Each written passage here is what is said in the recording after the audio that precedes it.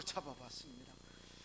한글로 잡으려 그러다가 이렇게 영어로 잡으면 조금 더 기억을 더 잘 하시지 않을까 싶어서 제가 영어로 한번 잡아봤는데, 이 리터지 애프터 리터지란 얘기는 일반적으로 뭐 리터지란 말 잘 사용하지 않습니다만은 예배학에서 많이 씁니다.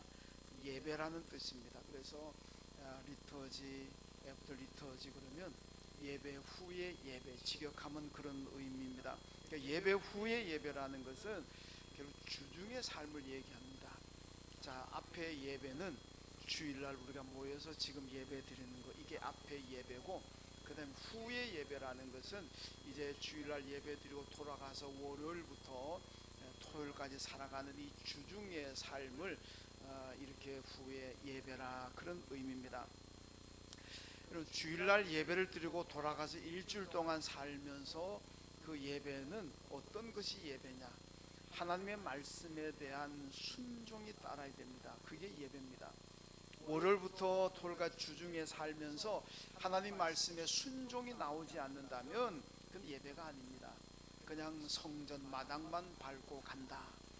이사야 1장 12절에 이렇게 말씀합니다. 너희가 내 앞에 보이러 오니 이것을 누가 너희에게 요구하였느냐? 내 마당만 밟을 뿐이니라. 이렇게 말씀합니까? 이사야 시대 이스라엘 백성들이 성전에 와서 안식일날 예배 드리고 돌아가서 일주일 동안 사는데 하나님 말씀에 순종하지 않더라는 겁니다. 믿음을 떠나서 살더라는 겁니다. 그래서 하나님이 너희는 내 마당만 밟는다, 이렇게 책망하고 있습니다.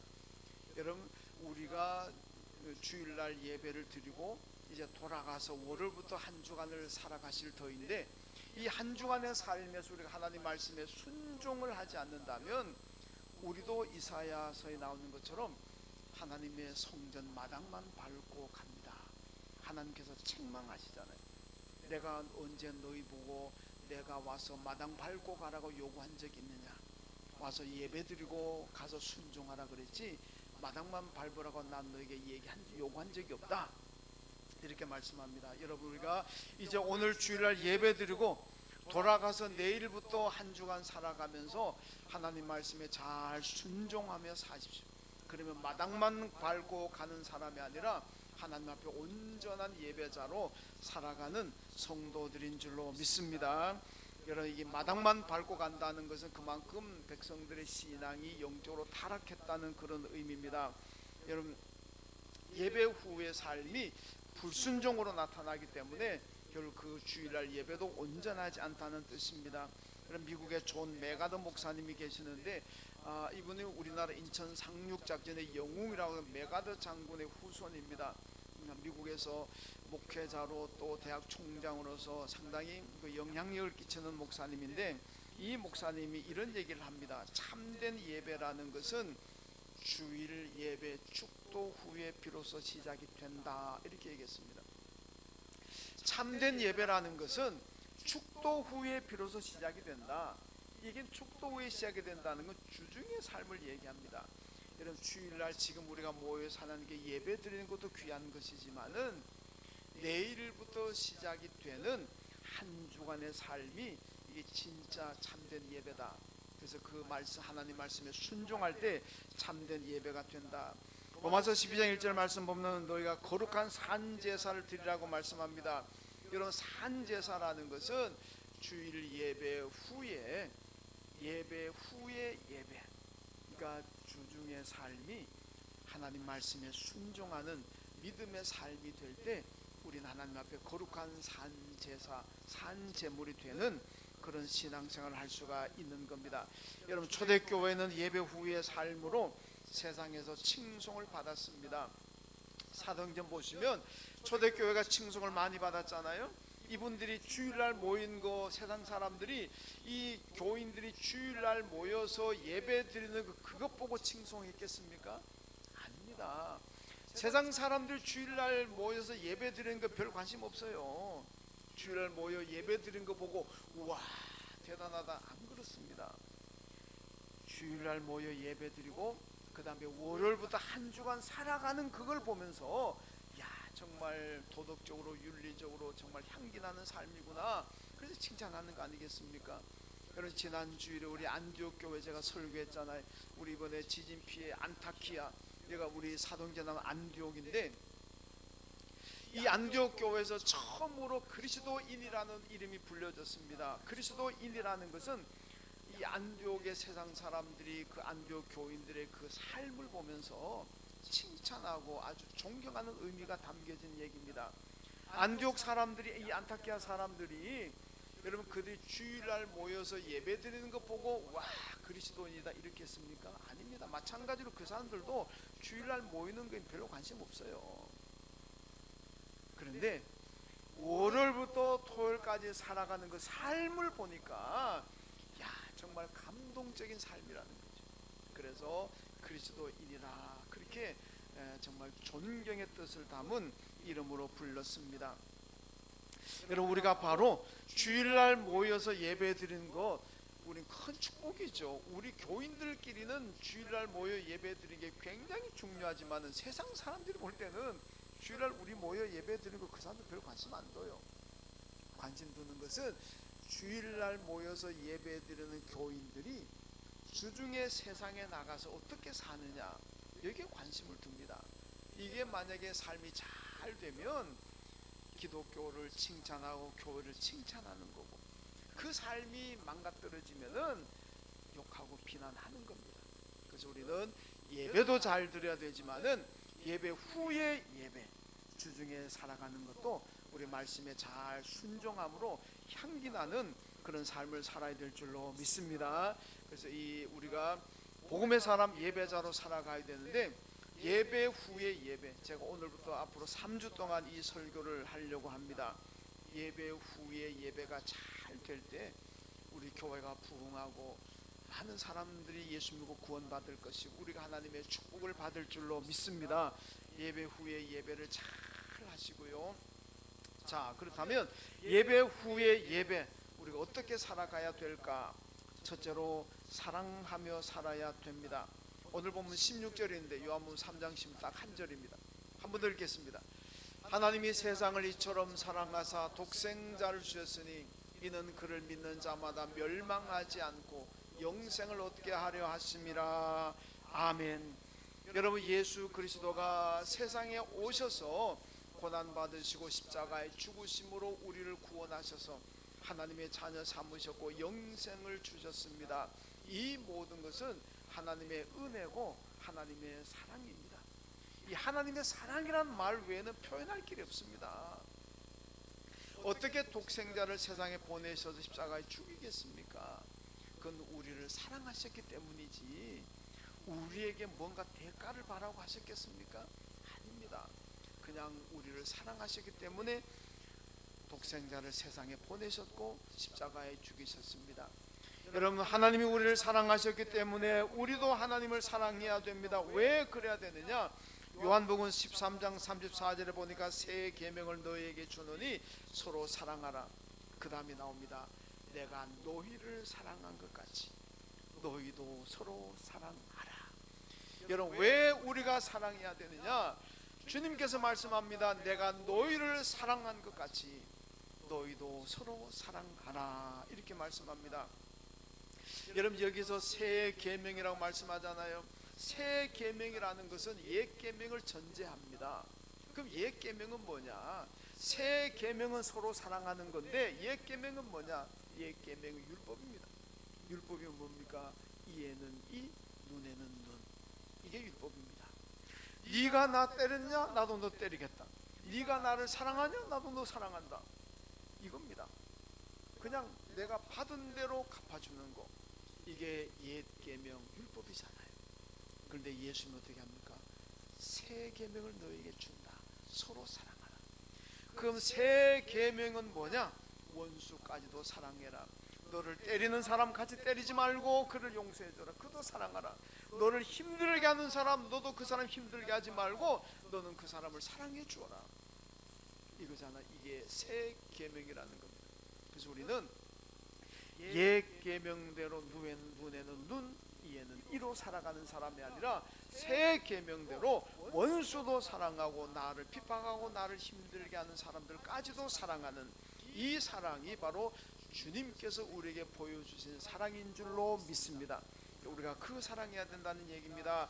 이런 말라기 1장 2절 말씀 보면 여호와께서 이르시되 내가 너희를 사랑하였다나 너희는 주께서 어떻게 우리를 사랑하셨나이까 하는도다.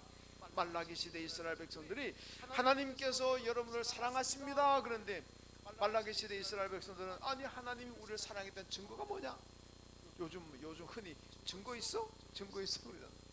하나님이 내가 너를 사랑한다 그랬는데 사람들은 아니 하나님 우리를 사랑했다는 증거 있습니까? 증거 내보세요. 이러고 있다는 겁니다. 하나님이 우리를 사랑했다는 증거를 모르겠다. 증거 보여주세요. 여러분 그 증거가 오늘 신약시대에 와가지고 오늘 본문입니다. 요한복음 3장 16절 성경 전체 요절이라 그러잖아요. 하나님이 세상을 이처럼 사랑하사 독생자를 주셨으니 이는 그를 믿는 자마다 멸망치 않고 영생을 얻게 하려 하십니다. 하나님이 우리를 사랑하고 하나님이 여러분들을 사랑했다는 증거가 뭡니까?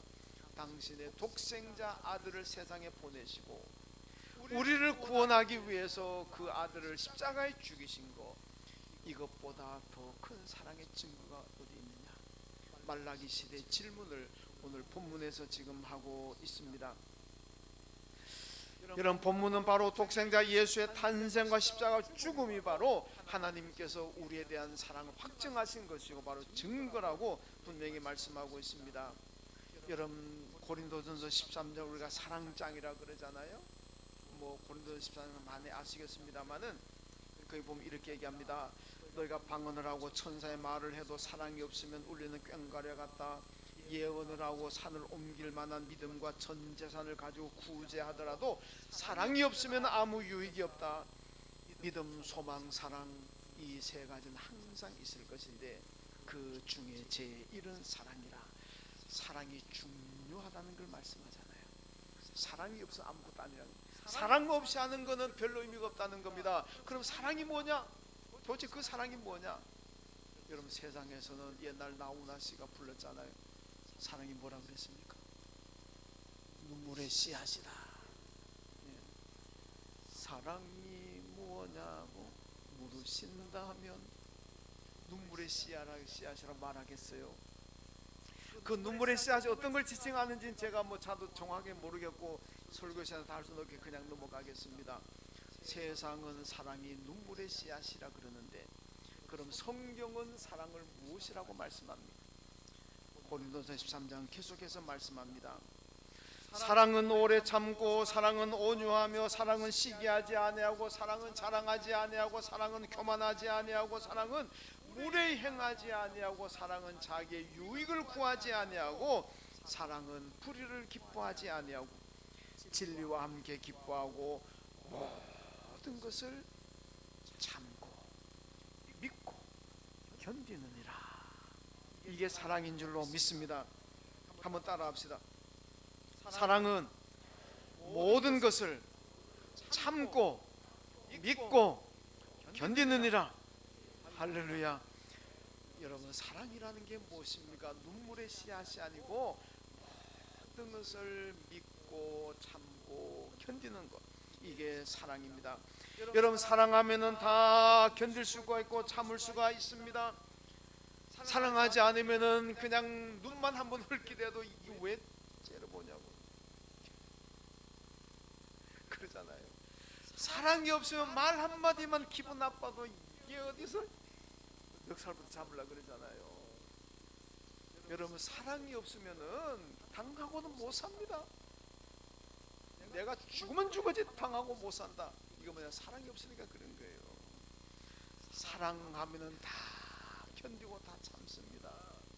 어떤 모욕적인 말을 하고 어떤 정말 인격을 거스르는 말을 하더라도 참을 수 있어요. 여러분 저는 그런 결혼을 안 했습니다만 혹시 결혼한 분들 남녀간에 어떤 막 남자 집이나 여자 집에서 막 반대하면서 막 인신공격까지 하면서 반대하는 경우 있잖아요. 저는 그런 결혼 안 했습니다.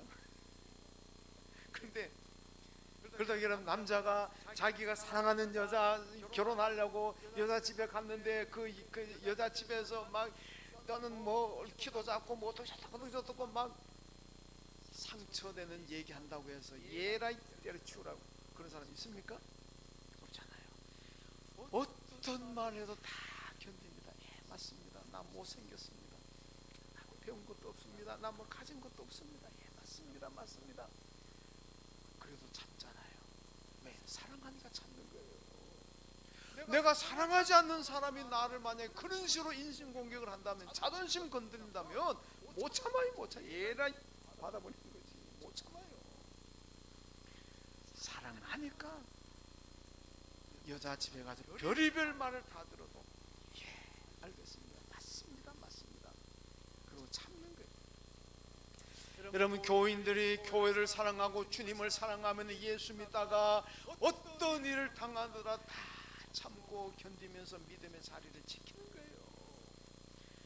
주님에 대한 사랑이 없고 교회에 대한 사랑이 없고 성도에 대한 사랑이 없으면 한마디만 기분 나쁜 소리 들으면 예의 치워버려요. 내 교회 가나마는 그런다는 거 아니겠습니까? 문제는 사랑입니다. 그래서 우리는 하나님을 사랑하고 교회를 사랑하고 성도들을 사랑해야 될 줄로 믿습니다. 그러면은 교회 생활하가 어떤 말을 듣고 어떤 것을 보더라도 어떤 일이 일어나도 다 참고 견디는 거예요. 믿음 생활 잘 할 수가 있습니다. 여러분, 세상에서는 증오와 저주와 시기와 분쟁이 판을 칩니다. 너를 무너뜨려야 내가 산다. 너의 불행이고 나의 행복이다. 이래가지고 이 사회가 행복하겠습니까? 이거는 모두가 망하는 삶입니다. 너도 망하고 나도 망하는 겁니다. 우리가 보통 윈윈하자 그러잖아요. 너도 살고 나도 사는 길이 뭐냐? 그거는 사랑입니다. 서로 사랑할 때 너도 살고 나도 살게 됩니다. 마태복음 5장 17절 말씀 보면 유대 율법주의자들이 예수님을 보면서 율법을 파괴했다고, 율법 파괴자라고 공격합니다.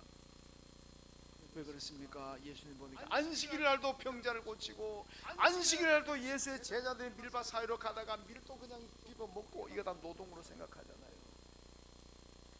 그러니까 율법을 파괴한다. 근데 예수님은요, 나는 율법을 파괴하러 온 것이 아니라 율법을 완전하게 하려고 왔다, 그렇게 말씀하셨습니다. 그 예수님의 그 말씀의 근거가 뭔지 아십니까? 이게 로마서 13장 11절에 나오는데, 율법의 완성은 사랑이라고 했습니다. 사랑이 율법의 완성이라. 여러분, 율법의 조항이 몇 가지인지 아십니까? 율법의 모체는 10계명입니다. 10가지 계명에서 율법이 파생되어 나오는 게 613가지입니다.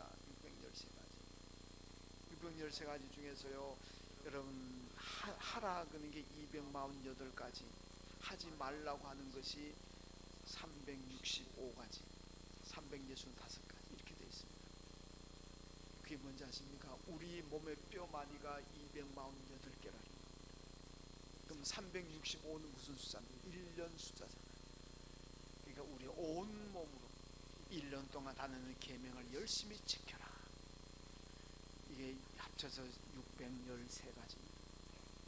여러분, 613가지 율법의 계명들 다 아십니까? 미안하지만 아는 분, 600열 다 아신 분, 이게 한 분도 아는 계실까? 저는 다 아느냐? 택도 없습니다. 절반도 모릅니다. 3분의 1도 모릅니다. 여러분, 그런데요, 그러면 610가지 율법 조항을 모르니까 우리 율법의 완성자가 절대로 될 수 없겠네? 아닙니다. 그거 하나도 몰라도 하나님을 사랑하고 이웃을 사랑한다면 율법의 완성자인 줄로 믿습니다. 예수님께서 율법의 조항들 말씀하시면서 이 조항을 내가 다 지켰기 때문에 내가 율법 완성자는 안 그랬었습니다. 그 한마디도 안 하셨습니다. 주님은 하나님을 사랑하셨고 인류를 사랑하셨습니다. 그렇기 때문에 주님은 율법의 완성자라 이렇게 말씀하셨습니다.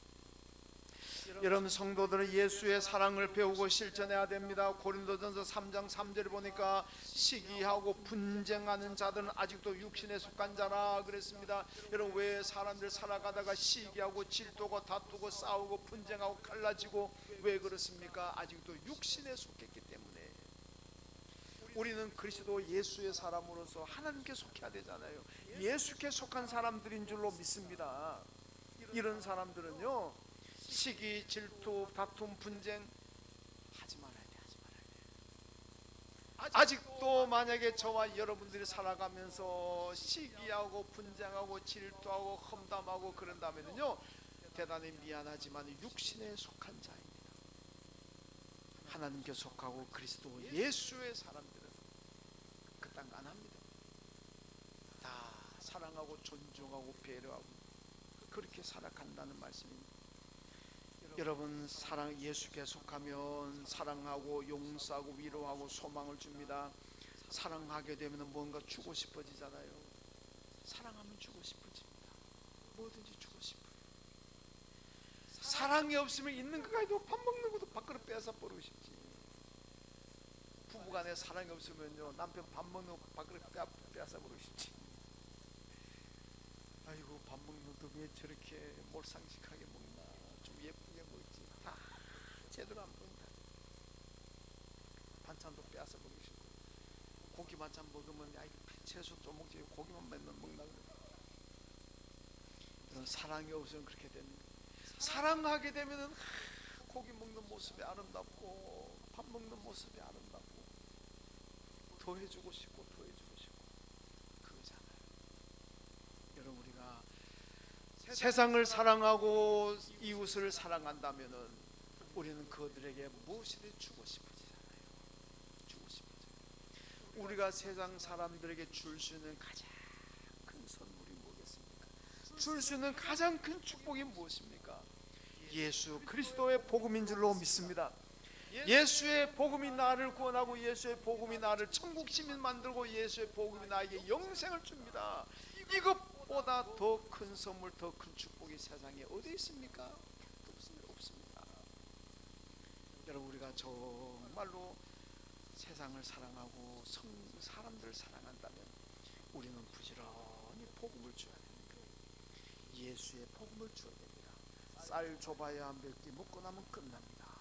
돈도 줘봐야 돈 쓰고 나면 끝나버립니다. 그러나 복음을 주면 이 복음이 나를 영생하게 할 줄로 믿습니다.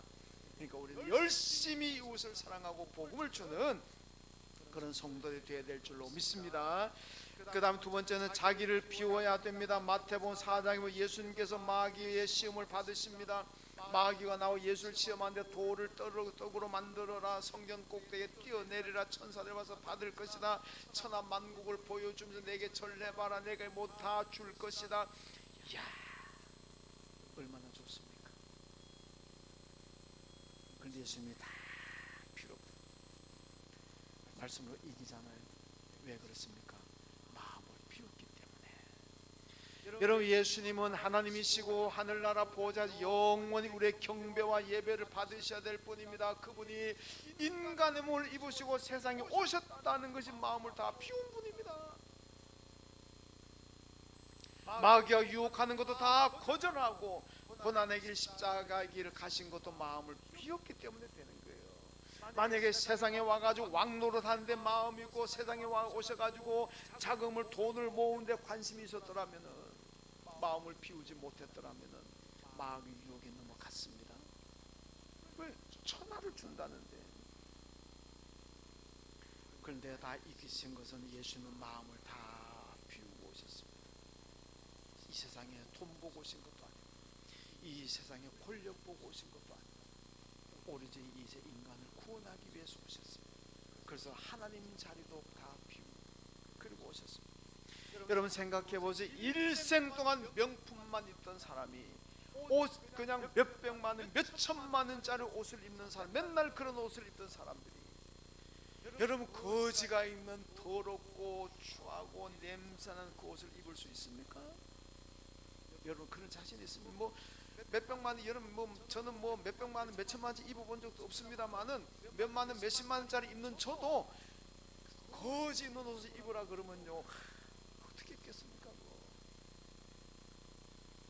아마 뭐 저만 그렇게 했으면 여러분도 마찬가지일 거 아닙니까? 그런데 주님은 그 옷을 입으셨습니다. 하늘나라의 영광의 보좌를 버렸다는 얘기는요, 정말 명품하고 비교할 수 없는 그 영광선을 차리잖아요. 인간을 입었다. 인간은 더럽고 추한 죄인들입니다. 죄인의 몸, 죄인의 옷을 입고 세상에 오신 분입니다. 어떻게 그게 가능하냐? 사랑하니까. 여러분, 아무리 거지 옷이라더라고요, 그 거지가 내 자식이라면 그 옷 입을 수 있잖아요. 그죠?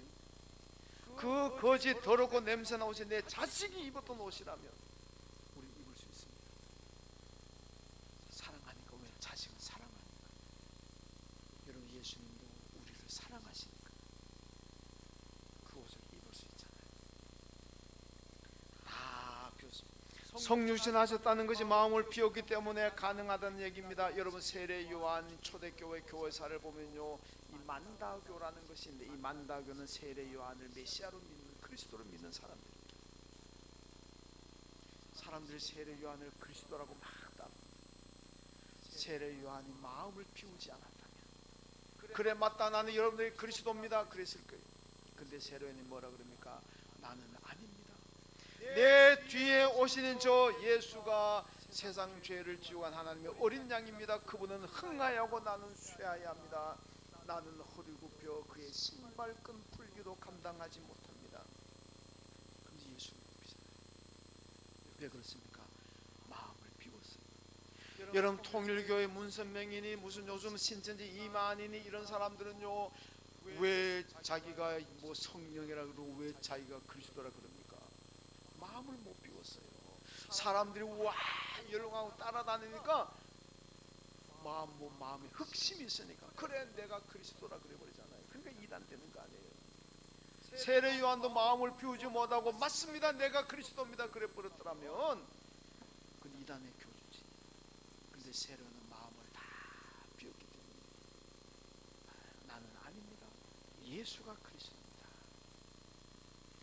여러분, 주일 예배의 말씀을 듣고 은혜 받으면은 여러분 마음을 비워야 됩니다. 비우지 못하고 세상에 가면은요 악취를 풍기게 됩니다. 여러분, 마음을 비워야 시험과 유혹과 환난을 이길 수가 있고 그리스도인답게 살아갈 수가 있는 겁니다. 여러분, 마음을 비우지 못하고 온갖 욕심 다 가지고 세상을 나가게 되면요 세상 사람들과 똑같이 살아가게 되는 겁니다. 여러분, 성도는 비워야 욕심과 탐욕에서 해방되어 자유와 감동 주는 삶을 살 수가 있습니다. 여러분, 하나님 앞에 잘 드리는 성도들 마음을 비웠습니다.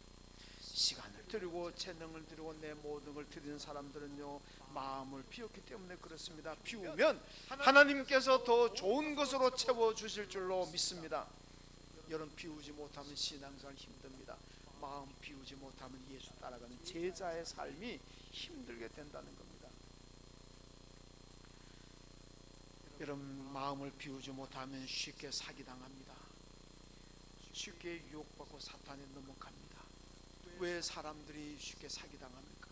욕심이 많으니까 당하는 거예요. 욕심이 없으면은요 사기 안 당해요. 제가 내가지고는 누가 와가지고 야 조금만 투자하면 한 달에 1억만 투자해봐라, 한 달에 300만 원 500만 원 생긴다 그러니까 이 욕심이 생겨가지고 우와 1억 주고 몇백만 원 생긴다, 당분해야 되겠다. 야 여기 땅 지금 요거만 1,000만 원 하는데 이거 1,000만 원 사놓으면 1년만 지나면 막 1억 2억 될 거야. 우와 욕심이 크게 대본 사야지.